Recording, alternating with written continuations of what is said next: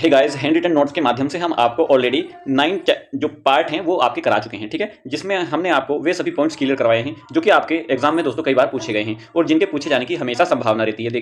ठीक है दोस्तों, हमने आपको जो कंप्लीट कराया है वो प्राचीन इतिहास से लेकर भारत के आधुनिक इतिहास तक हम आपको यहाँ पर कंप्लीट कराने वाले हैं। जी हाँ दोस्तों, हम आपको ऑलरेडी 9 पार्ट कवर करा चुके हैं। आज हम दोस्तों इसी सीरीज में आपको 10वां पार्ट कराने वाले हैं। दोस्तों अगर आपने वह पार्ट नहीं देखे तो आप प्लीज़ उनको अच्छे से देख लीजिएगा, क्योंकि हम आपको यहाँ पर सीधे सीधे उन पॉइंट्स को कवर करा रहे हैं जो कि आपके एग्जाम में पूछे जाते हैं। आप यहाँ पर देखेंगे दोस्तों, सभी पॉइंट्स यहाँ पर कवर कराए गए हैं, ठीक है, कोई भी इसमें एक्स्ट्रा फैक्ट्स आपको यहाँ देखने को नहीं मिलेगा। सीधे सीधे जब पॉइंट्स आपको बताए जाते हैं तो आपके दिमाग में दोस्तों आसानी से ये बैठ जाते हैं और आप इनको आसानी से हमेशा याद रख सकते हैं। दोस्तों पिछली वीडियो में आपने देखा, हमने आपको दोस्तों ऋग्वैदिक काल, उत्तर वैदिक काल और उससे पीछे दोस्तों आप देखेंगे हमने आपको इतिहास के महत्वपूर्ण तथ्य और दोस्तों कैबिनेट मिशन, स्वतंत्रता की प्राप्ति और भारत विभाजन, ये सब हम दोस्तों पिछली वीडियो में हमने आपको कवर करा दिया है, ठीक है। और दोस्तों हम आज इस वीडियो में आपको, आप यहाँ पर देखेंगे दोस्तों, हम इस वीडियो में आपको जो है यहाँ पर दक्षिण भारत के राजवंश पढ़ाएंगे, ठीक है। दक्षिण भारत के जितने भी राजवंश रहे हैं उन सभी को हम यहाँ पर क्या करेंगे, आपको पढ़ाएंगे और देखेंगे दोस्तों यहाँ पर हम किस प्रकार से आपको बताने की कोशिश करेंगे ताकि आप अच्छे समझ में आ जाए आपके, ठीक है। चलिए दोस्तों यहाँ पर देखेंगे हम आज दक्षिण भारत के राजवंश, ठीक है। दक्षिण भारत के राजवंश दोस्तों, इस टॉपिक से आपके एग्जाम में आपने देखा होगा कि बहुत ज्यादा प्रश्न आते हैं, ठीक है। तो हम देखते हैं कि यहाँ पर हम किस प्रकार से इस टॉपिक को क्लियर करेंगे और इसके क्या क्या महत्वपूर्ण तथ्य हैं दोस्तों, उन सभी को हम यहाँ पर क्या करेंगे, पढ़ते हुए चलेंगे, ठीक है। यहाँ पर आप देखेंगे दोस्तों, पल्लव वंश का जो संस्थापक था दोस्तों विष्णु था, ठीक है। पल्लव वंश का संस्थापक कौन था दोस्तों, सिंह विष्णु, ठीक है। इस पॉइंट्स को आपको याद रखना होगा क्योंकि पल्लव वंश के बारे में कई बार एग्जाम में आया है कि पल्लव वंश का जो संस्थापक थे उनका नाम बताइए, ठीक है। तो आपको ये बताना होगा। इसकी राजधानी दोस्तों कांचीपुरम थी, ठीक है। इसकी राजधानी कहाँ पर थी, कांचीपुरम थी। इस पॉइंट्स को भी आपको याद रखना है। नेक्स्ट देखेंगे दोस्तों, सिंह विष्णु के समय में दोस्तों यहाँ पर देखेंगे आप भारवी रहते थे, भारवी, ठीक है। दोस्तों कई बार आपके एग्जाम में प्रश्न आया है कि भारवी जो है किसके समय में रहते थे, तो आप यहाँ पर बताएंगे सिंह विष्णु के समय में, ठीक है। इन्होंने दोस्तों कृतार्जुनियम नामक पुस्तक लिखी थी, ठीक है। आप इस पॉइंट्स को अच्छे से याद रखिएगा। इस किताब का नाम कई बार आपके एग्जाम में पूछा गया है, ठीक है। तो इस किताब का भी नाम आपको क्या करना है, इस पुस्तक का याद रखना है, ठीक है। पल्लव वंश का सबसे शक्तिशाली शासक नरसिंह वर्मन था दोस्तों। ये एग्जाम में कई बार आपके पूछा गया है क्योंकि दोस्तों जैसा कि हमने आपको बताया कि हम यहाँ पर केवल आपको वो पॉइंट्स बताएंगे जो कि आपके एग्जाम की दृष्टि से महत्वपूर्ण है, ठीक है। तो आपने यहाँ पर देखा कि जो पल्लव वंश से रिलेटेड जितने भी यहाँ पर शासक रहे हैं सभी जो है काफी चर्चित रहे हैं, तो आपको इनको अच्छे से याद रखना होगा। आप यहाँ पर देखेंगे दोस्तों, इस वंश का जो सबसे शक्तिशाली शासक था वह नरसिंह वर्मन था, ठीक है, नरसिंह वर्मन द्वितीय, ठीक है। नेक्स्ट देखेंगे दोस्तों, इसने कांची के कैलाश मंदिर का निर्माण करवाया, ठीक है। नेक्स्ट देखेंगे दोस्तों, नरसिंह वर्मन प्रथम ने महाबलीपुरम के एक यहाँ पर देखेंगे एकासम रथ मंदिरों का निर्माण करवाया था, ठीक है। ये क्वेश्चन भी कई बार आपके एग्जाम में आया है, तो इसको आपको अच्छे से याद रखना होगा, ठीक है। एकासम मंदिरों में सबसे पहले बड़ा रथ मंदिर दोस्तों युधिष्ठिर रथ मंदिर था तथा सबसे छोटा मंदिर द्रौपदी रथ मंदिर था, ठीक है। और इस मंदिर में गए कोई भी अलंकरण नहीं किया गया है, ठीक है। नेक्स्ट देखेंगे दोस्तों, यहाँ पर नरसिंह वर्मन द्वितीय के दरबार में 10 कुमार चरित्र के लेखक दोस्तों यहाँ पर दांडी रहा करते थे, ठीक है। इस वंश का अंतिम शासक दोस्तों अपराजित था, ठीक है। यहाँ पर देखेंगे अपराजित, कई बार आपके एग्जाम में पूछा गया है कि जो पल्लव वंश था उसके जो अंतिम शासक हैं उसका नाम बताइए, तो आपको इसको अच्छे से याद रखना होगा। और दोस्तों यहाँ पर आप ये नाम देख रहे हैं 10 कुमार चरित्र, ठीक है। नरसिंह वर्मन द्वितीय के दरबार में 10 कुमार चरित्र के लेखक, ठीक है, दांडी रहा करते थे दोस्तों, ठीक है। इस पुस्तक का नाम पूछ लिया जाता है कि 10 कुमार चरित्र की जो रचना है वो किसने की थी, तो दोस्तों यहाँ पर आप नाम याद रखिएगा, दांडी जी ने की थी, जो कि नरसिंह वर्मन द्वितीय के शासनकाल में रहा करते थे, ठीक है। नेक्स्ट देखेंगे दोस्तों, यहाँ पर राष्ट्रकूट वंश, ठीक है। राष्ट्रकूट वंश से जितने पॉइंट बनते हैं वो सभी हम इस वीडियो में कवर करेंगे, ठीक है। यहाँ पर आप पहला पॉइंट देखिएगा, राष्ट्रकूट वंश का संस्थापक दोस्तों दंती दुर्ग था। इस क्वेश्चन के बारे में कई बार आपसे एग्जाम में पूछा गया है, आपको इस नाम को अच्छे से याद रखना होगा कि राष्ट्रकूट वंश का जो संस्थापक है उनका नाम बताइए, तो यहाँ पर इसका नाम क्या हो जाएगा, दंती दुर्ग, ठीक है। दंती दुर्ग ने दोस्तों हिरण्य गर्भ यज्ञ महादान यज्ञ करवाए दोस्तों, ठीक है। कौन कौन से यज्ञ करवाए, हिरण्य गर्भ और दोस्तों महादान यज्ञ, ठीक है। इस पॉइंट को आपको याद रखना होगा। इस वंश का सबसे शक्तिशाली शासक कृष्ण प्रथम था, ठीक है। पल्लव वंश का कौन था आपने देखा, और दोस्तों यहाँ पर राष्ट्रकूट वंश का कौन था, कृष्ण प्रथम, ठीक है। इसने दोस्तों एलोरा के पत्थरों को कटवाकर शानदार शिव मंदिर का निर्माण करवाया था, ठीक है। दोस्तों आप यहाँ पर देखेंगे जो एलोरा के जो मंदिर हैं, ठीक है, उनका जो निर्माण करवाया है दोस्तों, ठीक है, इसी ने करवाया है यहाँ पर पत्थरों को काटकर, ठीक है। तो दोस्तों ये पूछ लिया जाता है कि एलोरा में जो मंदिर है दोस्तों वो किसको समर्पित है, तो यहाँ पर आप देखेंगे शिव को समर्पित है, ठीक है। इस वंश का अन्य शक्तिशाली शासक ध्रुव था दोस्तों, ठीक है। इस वंश का जो सेकंड शक्तिशाली राजा था यहाँ पर ध्रुव था। ध्रुव ने त्रिपक्षीय संघर्ष में भाग लिया था, ठीक है। इस पॉइंट को आप याद रखिए दोस्तों। राष्ट्रकूट वंश ध्रुव वंश हो जाएगा, पल्लव वंश धर्मपाल हो जाएगा और गुर्जर प्रतिहार वंश दोस्तों वत्स राज हो जाएगा, ठीक है। ये त्रिपक्षीय संघर्ष था दोस्तों, इसका ये संस्थापक नहीं है, ये त्रिपक्षीय संघर्ष जो हुआ है उसके नाम है यहाँ पर। इनको इस पॉइंट्स को आपको क्या करना होगा, अच्छे से इसको याद रखना होगा, ठीक है, क्योंकि कई बार ये एग्जाम में आया है। यहाँ पर देखेंगे नेक्स्ट पॉइंट है, इसमें ध्रुव विजयी हुए और ध्रुवों को यहाँ पर आप देखेंगे धारावर्ष के नाम से भी जाना जाता है, ठीक है। नेक्स्ट देखेंगे दोस्तों चोल वंश। अब चोल वंश के बारे में कई बार एग्जाम में आया है दोस्तों कि चोल वंश का जो संस्थापक है कौन है, तो यहाँ पर आप देखेंगे विजयपाल हैं। चोल वंश का जो संस्थापक है दोस्तों विजयपाल को माना जाता है, ठीक है। इसकी राजधानी तंजौर थी। ठीक है। इस वंश का सबसे शक्तिशाली शासक दोस्तों यहाँ पर आप देखेंगे राजा राज प्रथम था, ठीक है। कई बार एग्जाम में रिपीट हुआ है दोस्तों ये क्वेश्चन कि चोल वंश का सबसे शक्तिशाली शासक बताइए, क्योंकि दोस्तों इन वंशों से सबसे शक्तिशाली शासक और जो लास्ट के जो राजा रहे हैं, अंतिम जो राजा रहे हैं, उसके बारे में पूछ लिया जाता है, ठीक है। तो आपको इस पॉइंट्स को इसी प्रकार से इसको याद रखना है, ठीक है। इसने बृहदेश्वर मंदिर का निर्माण करवाया दोस्तों, ठीक है, बृहदेश्वर मंदिर का निर्माण करवाया। नेक्स्ट देखेंगे दोस्तों हम यहाँ पर चोल के पास अत्यधिक आधुनिक नौसेना थी। चोल काल में महिलाएं दोस्तों कुश्ती में भाग लिया करती थी, ठीक है। दोस्तों ये आप देखिएगा कि पुराने समय में भी यहाँ पर आप देखेंगे कि महिलाएं भी कुश्ती में क्या करती थी, भाग लेती थी, ठीक है। चोल शासक राजेंद्र प्रथम ने श्रीलंका को जीतकर दोस्तों चोल साम्राज्य में शामिल कर लिया था। दोस्तों ये क्वेश्चन कई बार एग्जाम में आया है, आपको अच्छे से इसको याद रखना होगा, ठीक है, कि श्रीलंका को दोस्तों किसने जीता था। तो यहाँ पर आप देखेंगे चोल शासक था जो कि राजेंद्र प्रथम था, उसने क्या किया था, श्रीलंका को क्या कर लिया था, जीत लिया था, ठीक है। नेक्स्ट पॉइंट देखते हैं हम चंदेल वंश, ठीक है। चंदेल वंश के बारे में जितने भी मोस्ट इंपॉर्टेंट फैक्ट्स हैं वो सभी हम इस वीडियो में कवर करेंगे। आप यहाँ पर देखेंगे दोस्तों चंदेल वंश का जो संस्थापक है दोस्तों नुन्नुक को कहा जाता है, ठीक है। ये क्वेश्चन भी कई बार एग्जाम में रिपीट हुआ है, चंदेल वंश का शासक कौन है, तो नुन्नुक इसका राइट आंसर हो जाएगा यहाँ पर। इसकी राजधानी, ठीक है, और शासक सिंह बुंदेलखंड, ठीक है था, ठीक है। बुंदेलखंड का पुराना नाम दोस्तों जेजका भुक्ति था, ठीक है। इसको आपको याद रखना होगा अच्छे से, बुंदेलखंड का ये पुराना नाम है दोस्तों, कई बार एग्जाम में आ जाता है। और इस समय तो बीजेपी की सरकार है दोस्तों, हो सकता है क्योंकि काफी जो नगरों के नाम चेंज हुए हैं, अगर ये योगी जी के ध्यान में आ गया तो हो सकता है इसका भी नाम चेंज हो जाए, क्योंकि पुराना नाम इसका जेजका भुक्ति इसका नाम है, ठीक है, बुंदेलखंड का। चलिए दोस्तों, चंदेल शासकों ने कंदरिया महादेव मंदिर का निर्माण करवाया, काफी अच्छा महत्वपूर्ण इसका नाम है, ठीक है। तो इस पॉइंट को भी आपको याद रखना होगा, जो महादेव का जो मंदिर है दोस्तों यहाँ पर चंदेल शासकों ने करवाया, जिसको कंदेरिया महादेव मंदिर के नाम से भी जाना जाता है, ठीक है। नेक्स्ट चंदेल वंश का अंतिम शासक दोस्तों यहाँ पर आप देखेंगे परमाल था, ठीक है। कौन था दोस्तों, यहाँ पर परमाल था। इसके दो बहादुर सेना नायक दोस्तों आला और उदल थे, ठीक है। इसी के शासनकाल में दोस्तों रहा करते थे चंदेल वंश के, ठीक है। यहाँ पर देखेंगे दोस्तों कौन थे दोस्तों, आला और उदल थे, जिन्हें दोस्तों 1182 में पृथ्वीराज चौहान ने युद्ध स्थल पर मौत के घाट उतार दिया था, ठीक है।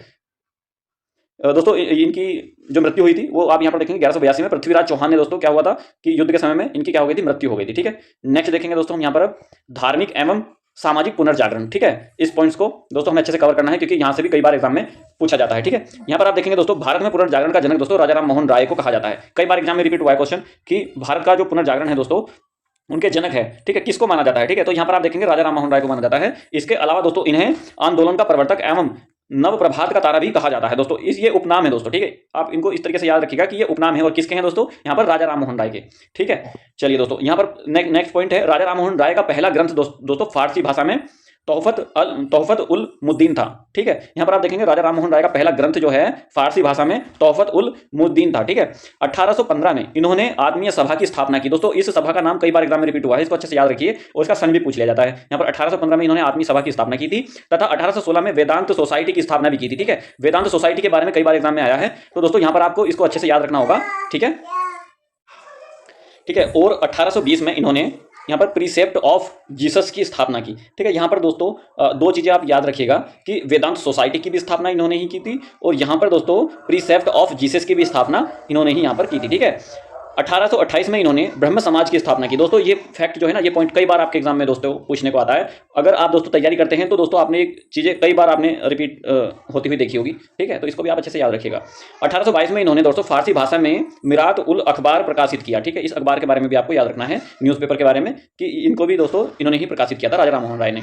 1830 में अकबर द्वितीय ने इन्हें राजा की उपाधि दी थी, ठीक है। दोस्तों इस उपाधि के बारे में पूछ लिया जाता है कि राजा राम मोहन राय, ठीक है, आता है ना कि राजा राम मोहन राय, तो मोहन इनका नाम था, तो उसके पहले जो राजा की उपाधि दी थी वह अकबर द्वितीय ने दोस्तों इनको प्रदान की थी 1830 में, ठीक है। नेक्स्ट है 1829 में लॉर्ड विलियम बेंटिक के साथ मिलकर कानून की धारा 17 बनाकर सती प्रथा को क्या कर दिया था, अवैध घोषित कर दिया था। दोस्तों यहाँ पर आप देखेंगे कि प्राचीन समय में, यानी कि उस समय में क्या था कि जब किसी लेडीज का क्या होता था, हस्बैंड एक्सपायर हो जाता था, तो उस समय पे उस लेडीज को भी उसी के साथ में दाह संस्कार उसका किया जाता था। लेकिन यहाँ पर आप देखेंगे 1829 में लॉर्ड विलियम बेंटिंग के साथ मिलकर कानून की धारा 17 दोस्तों, यहाँ पर इसको याद रखिएगा 17 है जो कानून की धारा 17 है, बनाकर दोस्तों क्या कर दिया था, सती प्रथा को अवैध घोषित कर दिया था। उसके बाद से क्या किया गया कि उसके जो कोई लेडीज रहती थी, ठीक है, तो उसका जब कभी हस्बैंड एक्सपायर होता था तो उसके साथ में उसको मतलब जो है उसका देह संस्कार नहीं किया जाता था, ठीक है। ये कानून बनाया गया। फिर दोस्तों आता है आर्य समाज, ठीक है। आर्य समाज की स्थापना दयानंद सरस्वती ने की थी दोस्तों। आर्य समाज के बारे में भी कई बार एग्जाम में पूछा गया है, ठीक है, तो आपको इसको अच्छे से याद रखना है। आर्य समाज की स्थापना दयानंद सरस्वती ने की थी। दयानंद सरस्वती का वास्तविक नाम दोस्तों कई बार एग्जाम में आया है, आप यहाँ पर बताइएगा इसका नाम क्या हो सकता है। जी हाँ दोस्तों, यहाँ पर इसका नाम हो जाएगा मूल शंकर, ठीक है। दयानंद सरस्वती का मूल नाम क्या था, मूल शंकर। इन्होंने दोस्तों गुरु बिरजानंद थे, ठीक है। इनके गुरु कौन थे दोस्तों, इनके गुरु बिरजानंद थे, ठीक है। नेक्स्ट देखेंगे दोस्तों हम यहाँ पर दयानंद सरस्वती के और भी जो भी फैक्ट्स बनते हैं उसको पढ़ेंगे, ठीक है। दयानंद सरस्वती ने वर्ण व्यवस्था का विरोध किया, ठीक है। क्या था, वर्ण व्यवस्था का क्या था, विरोध किया था, तथा छुआछूत और जाति व्यवस्था का विरोध किया था दोस्तों, ठीक है, दयानंद सरस्वती ने। आप इस फैक्ट्स को अच्छे से याद रखिएगा, यहाँ पर इस फैक्ट्स के बारे में कई बार पूछ लिया जाता है, ठीक है। नेक्स्ट इन्होंने दोस्तों वेदों की ओर लौटो का नारा दिया था। दोस्तों ये जो नारा है ये कई बार एग्जाम में आया है दोस्तों, वेदों की ओर लौटो, ये नारा किसने दिया था? तो यहाँ पर आप बताएंगे दयानंद सरस्वती ने दिया था, ठीक है। 1874 में इन्होंने सत्यार्थ प्रकाश पुस्तक लिखी। दोस्तों इस पुस्तक का नाम कई बार आपके एग्जाम में रिपीट हुआ है, ठीक है। तो आपको याद रखना है कि दयानंद सरस्वती के द्वारा सत्यार्थ प्रकाश जो पुस्तक है लिखी गई है, ठीक है, 1874 में। हिंदी भाषा में लिखी गई थी। अगर ये पूछ लिया जाता है किस भाषा में लिखी गई थी, तो आपको बताना है हिंदी भाषा में लिखी गई थी, ठीक है। दोस्तों अगर वीडियो का कंटेंट आपको अच्छा लग रहा है, हैंड रिटन नोट्स आपको अच्छे लग रहे हैं, तो प्लीज आप इस चैनल को लाइक शेयर सब्सक्राइब जरूर कर दीजिएगा, क्योंकि दोस्तों आपका केवल एक सब्सक्राइब हमें मोटिवेट करता है आपके लिए और भी अच्छी मेहनत के लिए, ठीक है। और दोस्तों जब ये सीरीज कंप्लीट हो जाएगी तो हम लास्ट वीडियो में जो डिस्क्रिप्शन में दोस्तों इस पीडीएफ का लिंक प्रोवाइड करा देंगे, आप डायरेक्ट वहां से भी इसको डाउनलोड कर सकते हैं, ठीक है। नेक्स्ट देखेंगे इन्होंने दोस्तों शुद्धि आंदोलन चलाए, ठीक है। इन्होंने क्या चलाया? शुद्धि आंदोलन चलाया। इस बारे में पूछ ले जाते हैं, तो पूछ ले जाता है कि शुद्धि आंदोलन किसने चलाया? दयानंद, यहाँ पर देखेंगे सरस्वती ने। यह पहले व्यक्ति थे जिन्होंने दोस्तों राजवंश शब्द का प्रयोग किया था, ठीक है। 1886 में इन्होंने लाहौर में दोस्तों डीएवी कॉलेज की स्थापना की थी दोस्तों, ठीक है। कॉलेज का नाम कई बार एग्जाम में आया है कि डीएवी कॉलेज की स्थापना किसने की थी, तो यहाँ पर दयानंद सरस्वती का नाम आपको राइट करना होगा दोस्तों। यहाँ उसके बाद में देखेंगे हम यहाँ पर रामकृष्ण मिशन, ठीक है। रामकृष्ण के बारे में भी कई बार एग्जाम में आया है, तो रामकृष्ण के बारे में जितने भी मोस्ट इंपोर्टेंट फैक्ट्स बनते हैं वो सभी हम इस वीडियो में कवर करेंगे। रामकृष्ण मिशन की स्थापना स्वामी विवेकानंद ने की थी। इनका जो वास्तविक नाम था दोस्तों नरेंद्र नाथ दत्त था, ठीक है। इनके वास्तविक नाम के बारे में पूछ लिया जाता है रामकृष्ण मिशन का। रामकृष्ण मिशन की स्थापना स्वामी विवेकानंद ने की थी। स्वामी विवेकानंद का जो वास्तविक नाम है यहाँ पर नरेंद्र दत्त था, ठीक है। इसके बारे में पूछ लिया जाता है। उन्होंने रामकृष्ण मिशन की स्थापना 1897 में बेल्लूर कलकत्ता में की थी, ठीक है। कई बार एग्जाम में आया है दोस्तों कि रामकृष्ण मिशन की जो स्थापना हुई है कहाँ की गई है, तो दोस्तों 1897 में बेल्लूर कलकत्ता में की, ठीक है। 1893 में अमेरिका के शिकागो में प्रथम विश्व धर्म सम्मेलन में भाग लेने के लिए गए थे, और इनका अमेरिका जाने से पहले खेतड़ी के राजा दोस्तों के सुझाव पर इनका नाम स्वामी विवेकानंद दोस्तों रखा गया था, ठीक है। इनका विवेकानंद राम किसके सुझाव पर रखा गया था? खेतड़ी के राजा, ठीक है, ठीक है। चलो दोस्तों इनके गुरु का नाम दोस्तों रामकृष्ण परमहंस था। इनके गुरु के नाम के बारे में भी कई बार एग्जाम में पूछा गया है, तो यहाँ पर आप याद रखिएगा परमहंस था इनका नाम, इनके गुरु का। चलिए दोस्तों इसके नेक्स्ट देखते हैं हम दोस्तों कुछ महत्वपूर्ण तथ्य, ठीक है। यहाँ पर आप देखेंगे दोस्तों कि भारतीय रेलवे का दोस्तों यहाँ पर आप देखेंगे स्लोगन राष्ट्र की जीवन रेखा, ठीक है। भारतीय रेलवे का स्लोगन क्या था पूछ लिया जाता है? राष्ट्र की जीवन रेखा, ठीक है। पहली रेलगाड़ी कब चली थी आप यहाँ पर बताइएगा कि पहली रेलगाड़ी 1825 में इंग्लैंड में चली, ठीक है। रेल इंजन के आविष्कारक जॉर्ज स्टीफनसन, ठीक है। नेक्स्ट है भारत में पहली बार मेट्रो रेल सेवा 1984 कलकत्ता में चली। भारत में राष्ट्रीय रेल संग्रहालय नई दिल्ली में है। रेलवे बजट को सामान्य बजट से अलग रखा जाता है 1924 से, ठीक है। रेलवे बजट को सामान्य बजट के साथ पैरा 2017 एक वर्ष समिति की सिफारिश पर, ठीक है, अलग किया गया था। रेलवे बोर्ड की स्थापना 1905 लॉर्ड कर्जन के समय में हुई। स्वतंत्र भारत का पहला रेल बजट किसने प्रस्तुत किया था? जॉर्ज मथाई ने। नेक्स्ट भारत में सबसे लंबी दूरी तय करने वाली जो रेल है विवेक एक्सप्रेस है। भारत का सबसे बड़ा सार्वजनिक उपक्रम भारतीय रेल है, ठीक है। नेक्स्ट है भारत के किस राज्य में रेलवे लाइन नहीं है? दोस्तों मेघालय में नहीं है, ठीक है। नेक्स्ट देखेंगे रेलवे का सबसे अधिक विस्तार लॉर्ड कर्जन के समय में हुआ, ठीक है।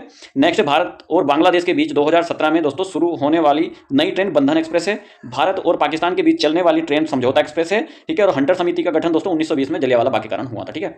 नेक्स्ट देखेंगे दोस्तों यहाँ पर केंद्र सरकार द्वारा शुरू की गई स्वशासन एक्सप्रेस किन दो शहरों के बीच चलेगी? दोस्तों यहाँ पर है ग्वालियर और यहाँ पर है घोटा के बीच, ठीक है। भीमबेटका का मध्य प्रदेश में स्थित है, जो गुफाएं दोस्तों शैलीकृत के लिए प्रसिद्ध हैं, ठीक है। विजय स्तंभ राणा कुंभा ने दोस्तों बनवाया था। विक्रमशिला विश्वविद्यालय की स्थापना धर्मपाल ने की थी। नालंदा विश्वविद्यालय कुमारगुप्त के द्वारा बनाया गया। भारत में प्रथम अणुयुक्ति का परीक्षण दोस्तों किसने किया था? यहाँ पर देखेंगे पोखरण 1884 ईस्वी में, ठीक है। अणुयुक्ति का परीक्षण, ठीक है। इलेक्ट्रॉनिक वोटिंग मशीन का प्रयोग 1998 में केरल में हुआ। आर्यों का मुख्य व्यवसाय था दोस्तों पशुपालन। गुप्त काल में सिक्कों को कहा जाता था दोस्तों दीनार कहा जाता था। श्रीलंका पर विजय प्राप्त करने वाला प्रथम चोल शासक था दोस्तों राजेंद्र प्रथम, ये आपने अभी पढ़ाई है। बेताज बादशाह सुरेंद्रनाथ बनर्जी को कहा जाता है। अद्धा वे निख सिक्के चलवाए दोस्तों फिरोज शाह तुगलक ने। महावीर स्वामी ने उपदेश दिए प्राकृत भाषा में। दशराज युद्ध किस नदी के किनारे हुआ था दोस्तों?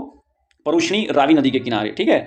दी एशियाटिक सोसाइटी ऑफ बंगाल की स्थापना 1784 सर विलियम जॉन्स ने की थी। अखबार की अंतिम विजय दोस्तों असीरगढ़ विजय, माफी चाहूंगा दोस्तों, अकबर की अंतिम विजय दोस्तों असीरगढ़ विजय, ठीक है। 1857 की क्रांति का प्रतीक दोस्तों कमल और चपाती।